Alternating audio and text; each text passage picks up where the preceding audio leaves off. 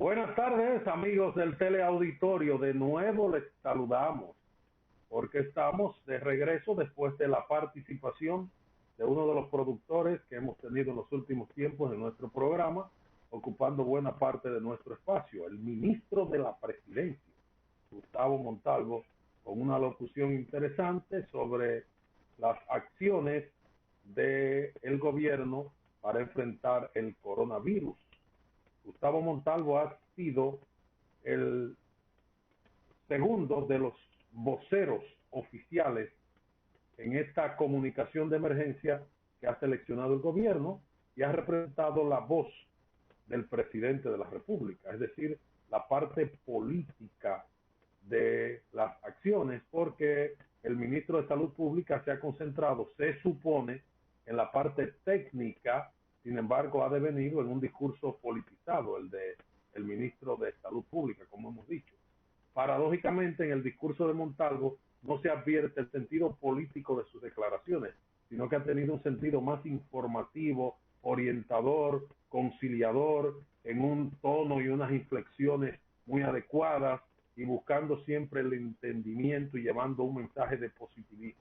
Nada de amenaza, ni de ponerse incómodo, como ha ocurrido en la otra cara de la moneda, en las declaraciones y alocuciones de cada día del ministro de Salud Pública. Pero sobre lo que ha dicho Montalvo, Alejandro Esteban nos va a resaltar los temas más importantes que tienen que ver con el acceso a las pruebas del PCR, así como el auxilio económico a los trabajadores y también algunos avances en materia de apoyo académico, científico, a la labor contra el coronavirus. Alejandro. Así es, se ha estado publicando de manera inmediata a través de la cuenta de Presidencia RD los principales aspectos abordados por el ministro Montalvo. Habló de que se va a continuar fortaleciendo el Laboratorio Nacional Doctor de Filló, para lo cual se están haciendo las gestiones de varias máquinas y reactivos de extracción automática. También hizo un llamado a los donantes nacionales e internacionales, a aquellos países u organizaciones que deseen apoyar en la lucha contra el COVID-19. El principal interés actualmente, dice Montalvo, son máquinas y kits de extracción automática. Las personas que tengan una receta médica podrán realizarse sus pruebas de manera gratuita en varios hospitales del país. Él también, que ese ha sido uno de los temas más cuestionados y de mayor inconveniente ahora, el tema de las pruebas, también mencionó que para ingresar al país se va a necesitar una prueba PCR con un máximo de 5 días que se le va a exigir a quienes ingresen a territorio dominicano. También mencionó y felicitó a la Pontificia Universidad Católica Madre y Maestra y a la Universidad Iberoamericana por los esfuerzos que en conjunto están haciendo con, eh, con el gobierno para apoyar el tema del COVID-19. En el caso de la UNIBE, con el Instituto de Medicina Tropical y Salud y la Pontificia Universidad Católica Madre y Maestra, con un modernísimo laboratorio de nivel 3 de reconocimiento internacional que se desarrolla la PAMAIMA en conjunto con el Grupo León. También él ha señalado que la tasa de mortalidad del país, calculada como la cantidad de muertos como porcentaje del total de la población, es de 0.01% y que en ese sentido solo es menor en los casos de Costa Rica y Paraguay. Eso también lo planteó el ministro Montalvo. Habló también del tema de los que Carlos lo mencionaba, bastante extenso esta participación del ministro Montalvo, habló del aumento progresivo de la capacidad hospitalaria a través de colaboraciones y una óptima integración del sector privado, junto al aumento del nivel nacional de capacidades de UCI y de hospitalización, que es otro de los puntos críticos.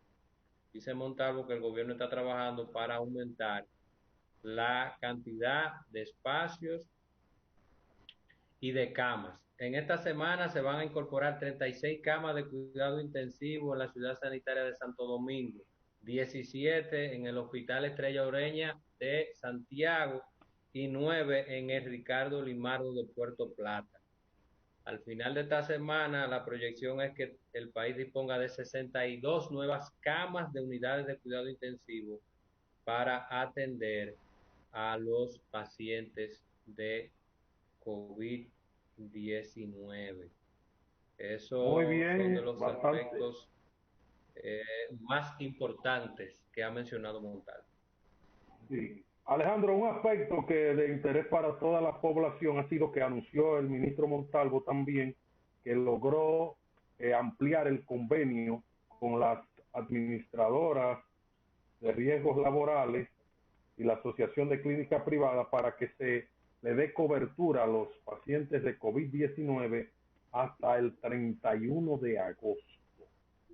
Que se le dé cobertura a los afiliados afectados por el coronavirus, tanto para la atención médica como para el internamiento. Es decir, que está cubierto por el administrador de riesgos de salud el asunto de los pacientes con COVID-19 que pueden ser atendidos con cobertura de esta seguridad social en los meses de julio y agosto. Eso fue. Dígame, jóvenes, Castillo y González. Bueno, yo diría que lo importante de estos anuncios es que se puedan llevar a la práctica con eficiencia y efectividad, sobre todo el asunto de las pruebas y la agilización del procedimiento en el Laboratorio Nacional de Filló, que se ha convertido en un cuello de botella donde se aglomera una cantidad de gente que por estar sospechosos de tener el COVID pueden ser también agentes de contagio. Ese es uno de los puntos críticos. También es punto crítico el asunto de las camas, de modo que estos anuncios son importantes y deben formar parte del plan operativo en estos momentos, porque en este momento, con el aumento del número de pruebas que se viene haciendo, se está descubriendo la magnitud del COVID. En los últimos 10 días estamos presenciando un contagio de 1.000 a 2.000 personas diarias.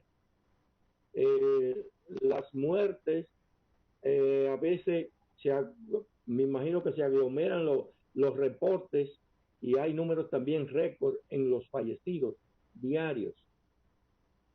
Pero ya el país ha entrado en una etapa complicada y de crisis.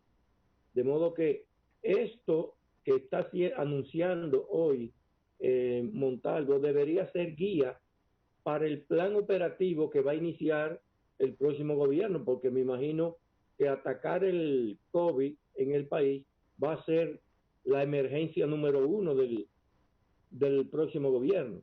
Y estas acciones últimas serían las referencias para darle continuidad y hacer que el servicio de gobierno para atacar el COVID sea lo más efectivo posible. Hasta ahora lo que hay es informaciones negativas, angustia, dolor, en el caso sobre todo de fallecidos. Aquí en Santiago han fallecido ya unos 4 o 5 médicos, algunos de los cuales son figuras muy conocidas, muy reputadas, y eso naturalmente lacera el alma del santiaguero o de todos los que son afectados por estos acontecimientos negativos. Radamés. Sí, evidentemente que Gustavo Montalvo es quizás de los pocos funcionarios de este gobierno que tiene una visión, ¿no? Y cuando habla, lo habla con con sobriedad, tengo que reconocerlo. Además, tiene un historial muy diferente a la mayoría de los funcionarios de este gobierno, sin lugar a dudas. Ahora, lo que yo quisiera es que esos anuncios, muchos de ellos optimistas, positivos, se correspondan con la realidad, como señala Emanuel. Yo tengo mis dudas de que esas cosas estén, que la realidad esté por un lugar y los anuncios estén por otro lugar. Uno está viendo todos los días lo que está pasando, ¿no? Sin embargo, lo que él anunció hoy es un despliegue de optimismo, ¿no?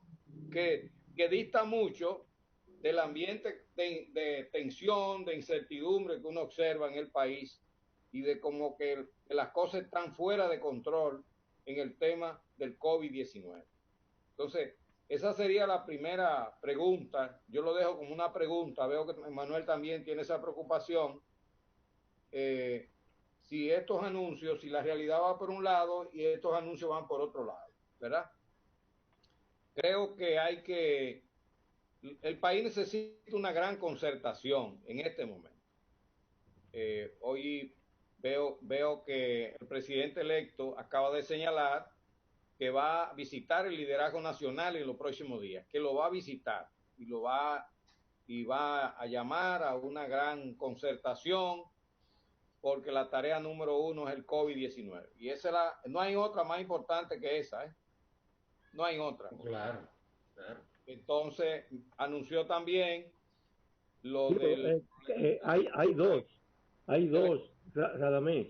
¿Perdón? La salud primero y el bolsillo después. Están como muy pegadas las dos. Sí, van de la mano, que el COVID Sí, claro. tiene dos impactos. Él mencionó los 3 elementos que dijo Carlos ayer, no sé cómo Carlos se enteró. Mencionó hoy lo de la salud. Habló de pandemia, economía y año escolar. Esos fueron los 3 temas que dijo. Ese fue el tema, el comentario principal de Carlos ayer. No sé, no Exacto. entiendo. Entonces, sí, yo Todo fue creo, primicia, ¿no?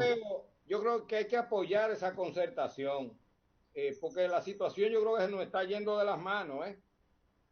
Yo he conversado con destacados médicos, como el caso de Daniel Rivera, y muestra mucha preocupación por lo que está pasando con el COVID-19. Sí, inclusive esa concertación que se ha mencionado mucho, fruto del tema electoral, nos dilatamos bastante en realizarlo. Entonces ahora, en medio de este rebrote, prácticamente es que estamos empezando a articular esa unidad de esfuerzos. Sin embargo, nos encontramos con el panorama que hemos descrito aquí, que Radamés ha hecho bastante énfasis de la transición, de que pues, estamos en una especie de limbo, ¿verdad? Porque las autoridades salientes pueden anunciar muchas medidas, pero no tomarán algunas.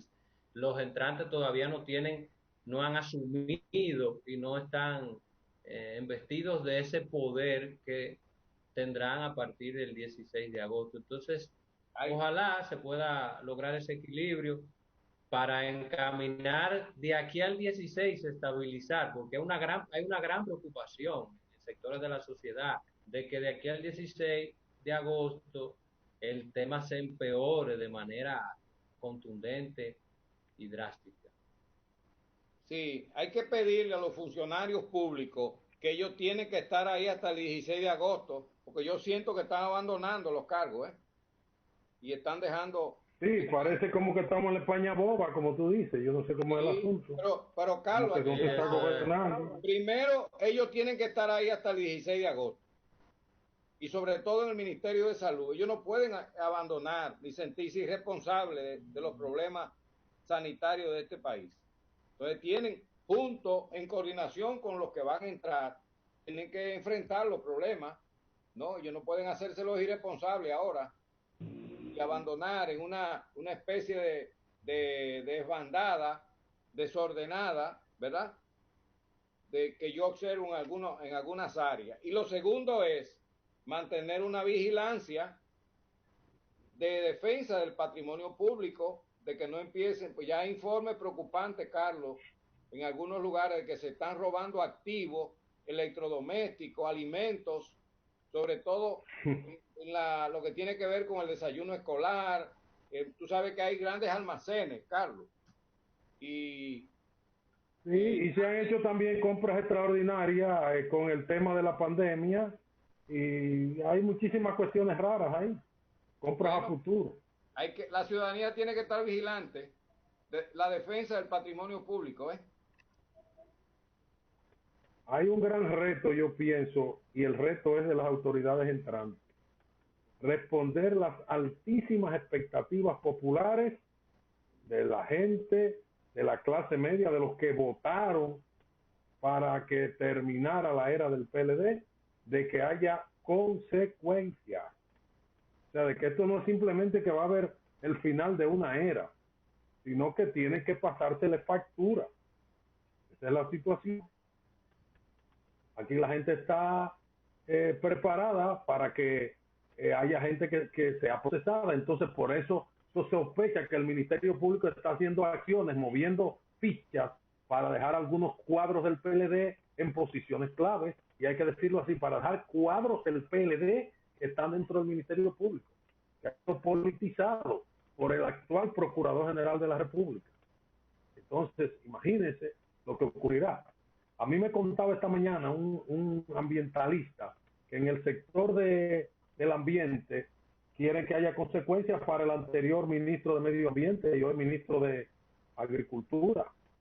Me han dicho unos amigos de ese sector, y paradójicamente un amigo que yo lo vinculo más al PLD que a otra cosa, y me ha dicho que ese sector tiene preparado, el sector de los ambientalistas, tienen por lo menos 4 expedientes listos para someter a la justicia al ex ministro de Medio Ambiente y actual ministro de Agricultura, por todo el daño ecológico, por todos los negocios, por todas las barbaridades. Inclusive el aeropuerto que se está construyendo nuevo ya tiene el permiso de medio ambiente. Claro, al revés. Y fue la gestión de este caballero. El actual ministro de Medio Ambiente. Decreto ni nada, tiene el permiso ya. El permiso llegó primero que el decreto. ¿Y quién es el autor? El anterior ministro. No, este es actual todavía. El ministro de Medio Ambiente es actual. Él era de Agricultura. ¿Es todavía? El de La Vega. Claro, él era de Agricultura. Ese que era de Agricultura, ese mismo. Esteves, para ponerle nombre y apellido. Claro. Pero ¿qué es el ministro? Un monigote, un testaferro, una ficha, un mandadero de uno de los ministros más cercanos del presidente de la República. Es el entronque que no se conoce. Y de otro ministro, y de otro ministro que comparten el origen de provincia. Sí, o sea que, pero déjame ver que tengo una opinión aquí de un amigo que está en el Palacio Nacional y me gusta hacerme eco de sus declaraciones siempre, porque la oposición no sabe que ya ganaron. Todo lo que viene del gobierno es falso y cuando ellos asuman cuál será el discurso, pregunta un amigo televidente, oye Radamés, la pregunta, la voy a repetir porque en este programa se escuchan todas las campanas. Pregunta a un amigo PLDista, amigo de infancia mío, del Comité Central del PLD y con oficina en el Palacio Nacional. Amigo nuestro. La oposición no sabe que ya ha ganado. La oposición ya ha ganado, ya la oposición ganó. Todo lo que viene del gobierno es falso para esa oposición. Carlos. Y cuando ellos asuman, dice el amigo, ¿cuál va a ser el discurso de esa oposición convertida en gobierno? Carlos, eso pregunta un amigo PLD. Carlos, el problema es que tú, que eres un experto en derecho constitucional, que hasta el 16 de agosto los que ganaron no pueden tomar decisiones. Entonces los que perdieron están a la desbandada. Entonces, ¿en qué estamos? Por eso que estamos hablando de la España boba. Los que ganaron, legalmente la Constitución no les permite gobernar, ¿verdad? Y los que perdieron ya no se sienten gobierno. Y entonces, explícame eso, Carlos, ¿cómo se llama eso? Bueno, el periodo de España boba. Sí. El vacío de poder, ¿no? La España boba. Un vacío de poder. Claro.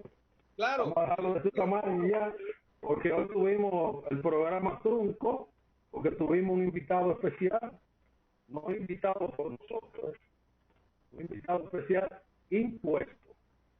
Nosotros estamos en contra de eso y tenemos que también en nuestra libertad de expresión decir eso.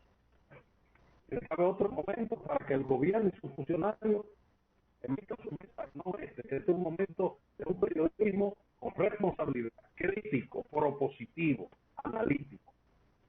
No para escuchar bocina y cosas que están pidiendo propaganda, no. Y fíjese que le sacamos su comida aparte a este invitado especial.